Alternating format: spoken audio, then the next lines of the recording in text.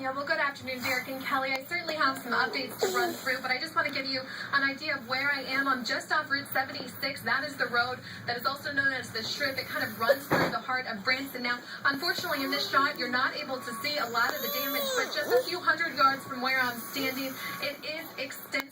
Now, it almost looks like the tornado kind of hopped and skipped through the heart of Branson, as with most tornadoes, which we have not confirmed that is a tornado, but if it was a tornado, it has those same attributes as a lot of other storms where one house is okay, but just a few steps away, a business is a total loss. Take a look at some of the images we took just minutes ago.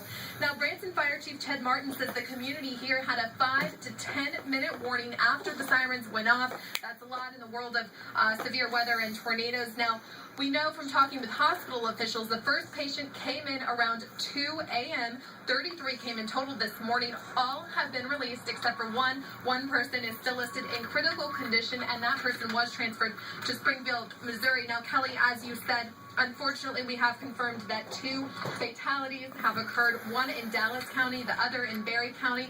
Amazingly, I was just talking to the mayor of Branson, and she was saying just how lucky we are here that there have not been any fatalities in the city. Certainly amazing, especially as we look at some of this damage.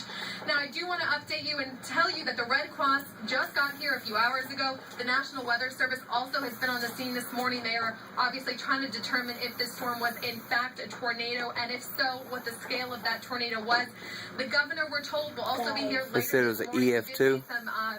Vehicles that looks like they may have the governor from Missouri, and then we are told he's going to make his way to Branson a little later this afternoon to lend support from the federal government. Now, I also want to just talk about, on a personal note, I've spent the last couple of hours talking with some of these victims.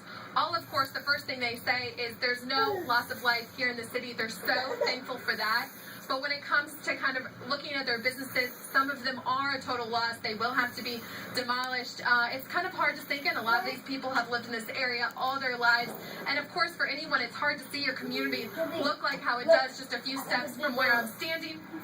But I have to say, I have never seen a quicker cleanup process. As soon as we had daybreak here this morning, our emergency crews were out, our electric company was out, and just community members were volunteering to help out just the victims of this storm, who obviously have been in a little bit of shock, have been in some tears this morning, but they are certainly resilient, and especially in a town like Branson, Missouri, that relies so heavily on tourism, they are very determined to get back up and running as soon as possible. Derek and Kelly.